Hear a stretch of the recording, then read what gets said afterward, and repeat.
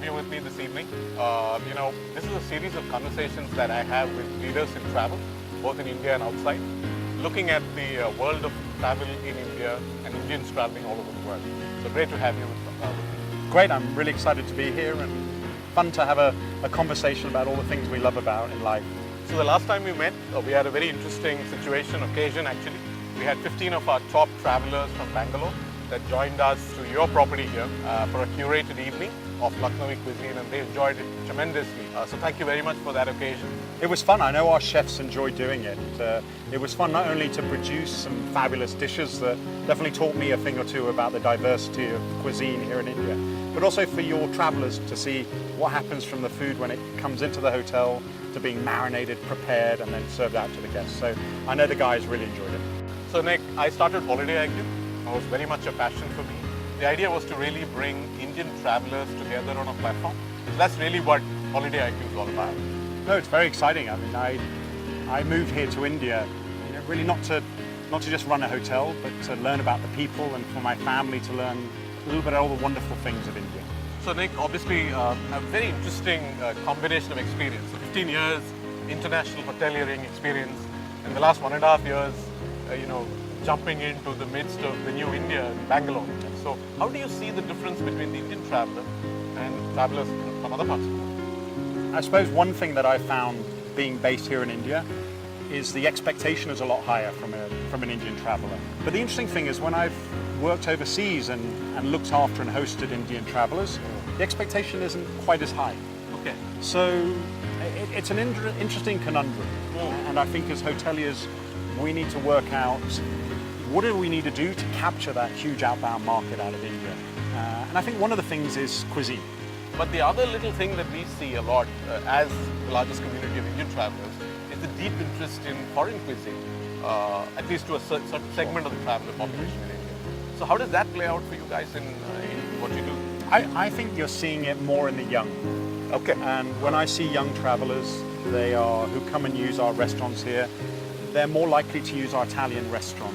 Right. We still have some guests who say to our Italian chef, Mauro, please put some Tabasco in there. And the chef shakes his head and goes crazy. But I think you're absolutely right. And I think the thing I'm seeing even more so than food is wine.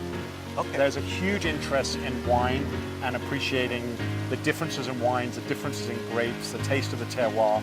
And I think that's how it's going to be built. So there's an appetite for trying it.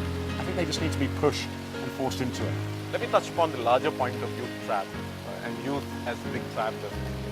In our community, we find more than 60-70% of people who join the community on an ongoing basis are people below the age of 25. They're changing the whole modes of travel that India has, much more sort of adventurous, trying out places that are not necessarily very stuffy and so on. How do you see that playing out for hospitality in India? I see a huge amount of excitement and energy in discovering new places, and especially with millennials, and we go back to the youth who we're talking about, they want stories, they want events, they want random things happening that aren't expected, because that's what they're going to tell their friends about. One of the things that keeps coming back to me on a regular basis is five-star hospitality a bit too stuffy in India? Are we missing the fun in the luxury? Is it getting a little overbearing? I think you're absolutely right. I don't think it's just India. Coming from England, where we have a reputation for being stuffy sometimes, I think five-star service is about engagement with the guest.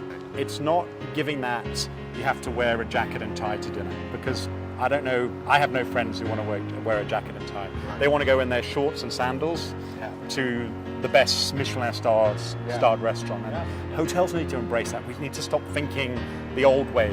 They want a genuine experience, but they want it in a relaxed atmosphere. It's not a leather chair which is pretty uncomfortable and you're worried if you're going to drop your silverware. It's about having a comfortable, fun experience.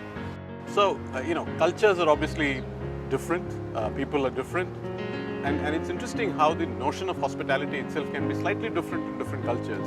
Harry, I think in India it's about the people. In Europe there's some things that we do well, but it's mostly about the architecture and so on. But here in India it's about that genuine hospitality, that genuine wish that the visitor has a fabulous time so that they come back. I remember when we were exploring, it was my parents, my family, my 2 kids, and we were in Jaisalmer.